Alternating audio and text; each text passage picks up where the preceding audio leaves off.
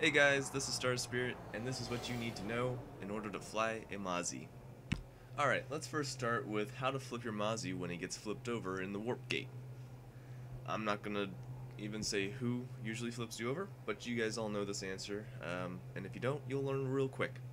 So, in order to flip your Mozzie when this happens, you hold control and move your mouse left or right, just like this. I'm gonna go left, and you'll actually flip over. If you do not have a high sensitivity mouse, you can actually go to your settings and actually increase your flight vehicle sensitivity, which will make it much easier for you to flip your vehicle like moi. Notice how it's much easier for me to do it that time.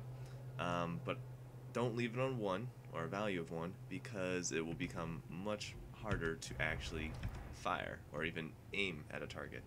Next, we'll cover cert recommendations. Alright, cert recommendations. These are what I recommend to people who are new to flying. I recommend you guys get 5 acquisition times so you can reduce your spawn time by 5 minutes, which will be helpful. Trust me, it's very helpful. Especially when it comes down to learning, because it'll allow you to get in the air much faster when you make mistakes and die, so you can get a new one in a much shorter time. Next, let's get to the utility slot. I recommend you guys get the decoy flares. These things are very helpful when going into places with AA guys, not even AA maxes, but people with grounders or annihilators. You will want to pop flares and then get out of there. So you come in, you do your damage, they lock onto you, they fire the rockets, and then you pop flares as the rocket's flying towards you, and then you get out of there before they can get a secondary lock on you. And then you wait for the time to go down, which is about 40 seconds, and then you fly back in and do your damage and repeat. You can see I have scout radar. This is for a whole different thing. Don't worry about the scout radar right now unless you are a part of my AWACS squad. With that being said, let's move on to the defense slot. I will just tell you guys this now. Vehicle stealth and anti-auto repair. Don't even waste your certs. These are the most useless things. When you read up on them and when you play this game long enough, you will realize these are pretty freaking useless. So you'd rather have composite armor. I only have the first one, but that first one's a big jump from 0 to 15%. So get this, it'll help you eat all that damage rather than running away and repairing or even possibly getting chased down and this not even affecting at all. So you'd rather just want to eat the ammo that they're throwing at you and then get out of there in your own time. And of course you'll be playing engineer, so that'll be helpful too. You can land and repair yourself, which is a whole different thing I'll get to another time. There is a proper way to do it in certain situations. Performance slot. I have the hover stability airframe. It is not as great as it sounds. Of course, I haven't unlocked the last one, but just having the first two, it is really not as great as it sounds. But I do recommend you guys get the dogfighting airframe. It allows you to turn, roll, and have better agility, which is usually your roll and your yaw, and even your pitch. When you get the last one, I don't know what it's going to be like, but the first two have made it much easier for me to engage in dogfighting situations. I can churn faster, I can keep my crosshairs on them. It helps a ton. I've heard things about Racer high-speed airframe. Lots of things with outrunning actual missiles chasing you down, but that's the only good things I've heard about them. So as far as I know, dogfighting airframe still blows it out of the water. When it comes down to weapons, I recommend you guys don't even look at the Banshee or the Tomcat, as these are specialty weapons and they're not even that great as specialty weapons. The Banshee is developed around anti-infantry targets, only has 25 rounds, and does not have explosive ammo as it says in its description. The Tomcats were built around taking out only air targets. They are efficient at it, but they only let you take out air targets. As for the Hellfires, let you take out anything if you know how to hit anything with your Hellfires. So I tend to use these on Galaxies, on Liberators, even Reavers or Scythes. They are very, very helpful against all types of targets. Even infantry get messed up. Tanks and whatnot, you can just choose your target, and if you get skilled at it, it'll obliterate it. When it comes down to your primaries, though, your Needler and your Rotary, I recommend either of these. It all depends on how, what preference you have in fighting style with the different kinds of weapons. The Needler has higher accuracy with lower fire rate, while the Rotary has a higher fire rate at a lower accuracy. So it all depends on what you prefer. I prefer the rotary because I get up close and personal with my targets, so this thing will shred right through them. It's really good against tanks and infantry. But the needler is also good at all those things too. It's just a little slower at doing it, but has a higher accuracy, so you have more likely a chance to hit your target if you keep your crosshair on it. I'm currently using the needler in this video just so people know, see that I have a similar HUD to them. As you can see, let me go into first person. I have the smaller HUD, which is the stock. If I had the rotary, I'd have a much larger circle to compensate for that little slight, or actually a big accuracy decrease. But that is all I have for certs with the Mosquito. Next, we're going to get to landing. Alright, landing your Mosquito is actually a tough thing for a lot of new players. They tend to come down too hard, they come down way too fast, and they'll slam into things, particularly these towers or walls or anything, and they'll die. What you want to do is at a slightly higher altitude like this, you just hold down S until you come down to not a screeching halt, but like this, and then you just, as you get close to the ground, just tap your space bar, and you'll slow down. The spacebar actually has a lot of vertical thrust, so you can fall down just like this, and before you even hit the ground, just press spacebar and let it just fall. It's really not that hard. I'm going to even show you guys coming all the way up from the top, coming down with afterburners, that this spacebar is very helpful. I'm coming down, and you can see that the spacebar really does have a lot of thrust. So you just use that, you land like that. I prefer you guys land like with your back wheels on the ground first, and then your front that lands next, kind of like how a rocket from NASA lands. But that's for you to experiment with. But landing is not that hard. Just remember you have your space bar, and it's not as hard as a lot of people think, but people still make mistakes. So practice this in the warp gate, and you'll get better. Everything's practice within this game, unfortunately, so it does take time. Next, I'm going to get to how to become a better pilot by flying low and slow. Alright, flying low and slow, all you really need to do is fly around 60, 70, 80, however fast. The slowest you can really go is probably 60 unless you know the different tricks, but 60 I'd recommend. I'm going 69, of course. And what you're going to try to do is you're going to fly slow, and you're going to try to get as low to the ground as you possibly can, and this will help you actually become a better pilot by learning how low you can get to objects, how much space is underneath your cockpit that you have to compensate for. See, I touched the ground now. You want to try not to touch the ground, but you want to try to get as close to it as possible just so you can get a feel for your Mosquito. Of course, as you get better, increase your speed. Now I'm going at 100 kilometers per hour. And you want to try to fly slow like this. And as you get better, keep increasing, and now I'm going about 200, give or take. And you can see I'm a little farther off the ground, but that's because I have to turn a little more, so, see, I messed up.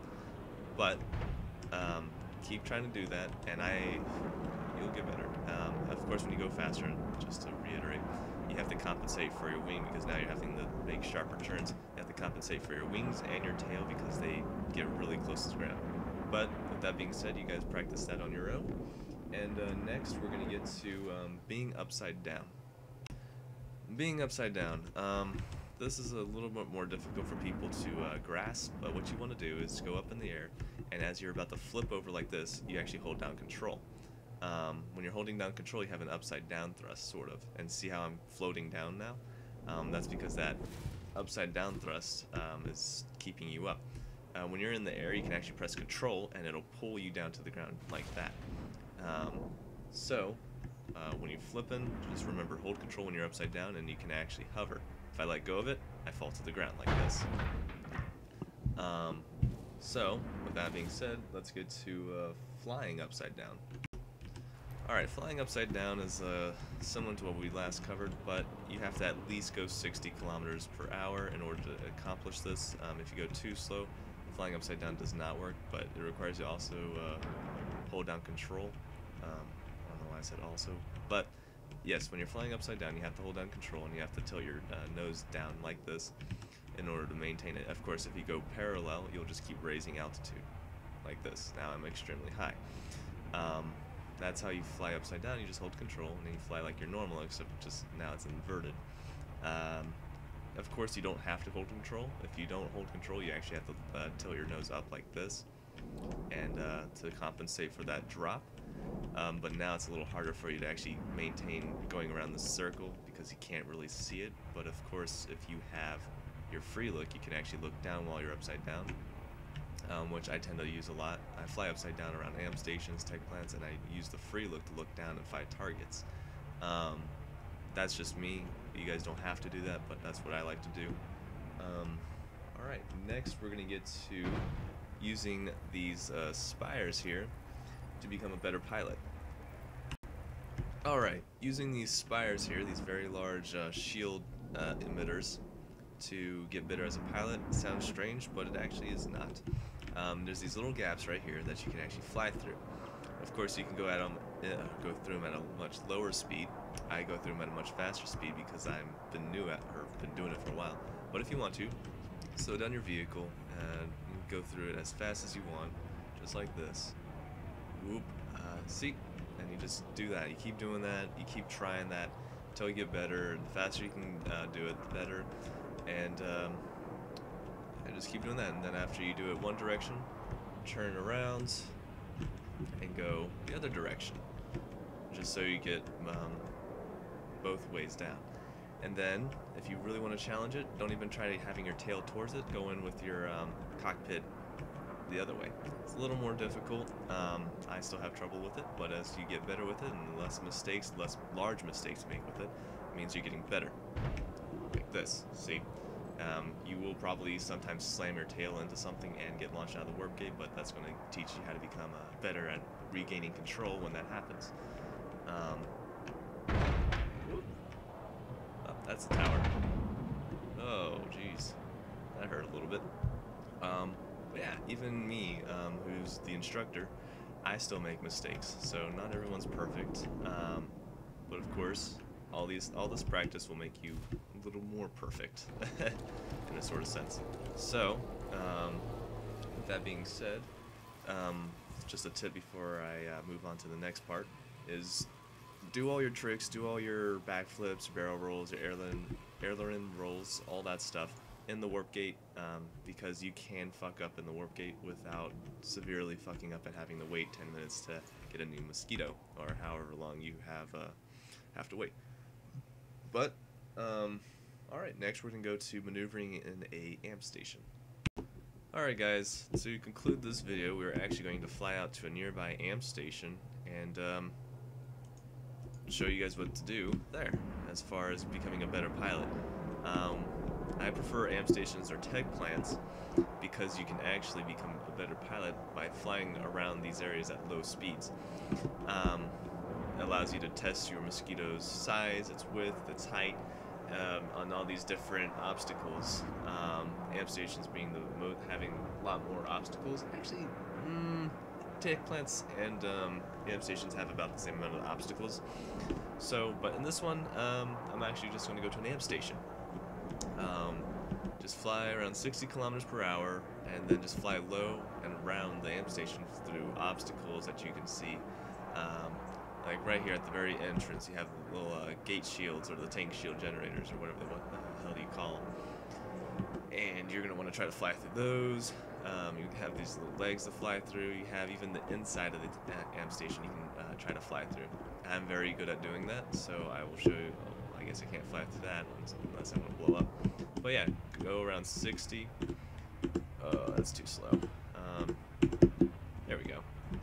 And I usually use this maneuver going slow and low like this just to scan for places with my infrared. But in this situation, you'll actually just use it to fly through these obstacles and become a better pilot. Notice I still caught stuff, but at slow speeds it's not as harmful.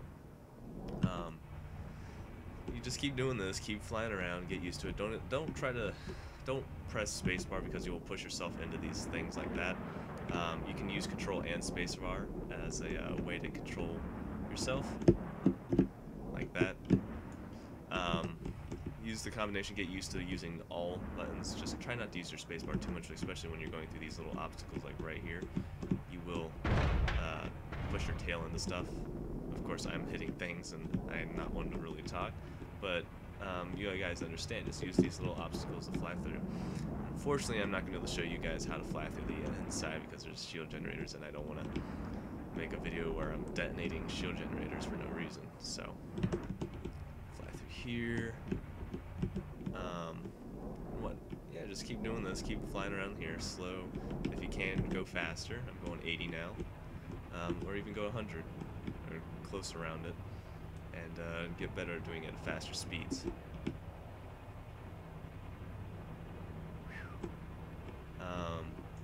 If you mess up, say you do actually hit something like this, I guess I was too low at health, but you guys understand. If you run into something though, hold down S and hit control, try to lower yourself down. Don't go down too fast though, because you can hurt yourself by going down too fast, but hit S so you get rid of all that forward thrust, because the forward thrust will run you into buildings and flip you over. So you want to remove all thrust and you want to land to regain control. With that being said, that's going to conclude this video. Keep updating or coming back to this channel, because I'll have Lesson 2's video up soon enough, which will be covering a little bit more maneuvering and whatnot, and then in the third lesson we're going to get into dogfighting. Thanks for watching. This is StarzSpirit, and I will hope to see you guys in the Air Squadron.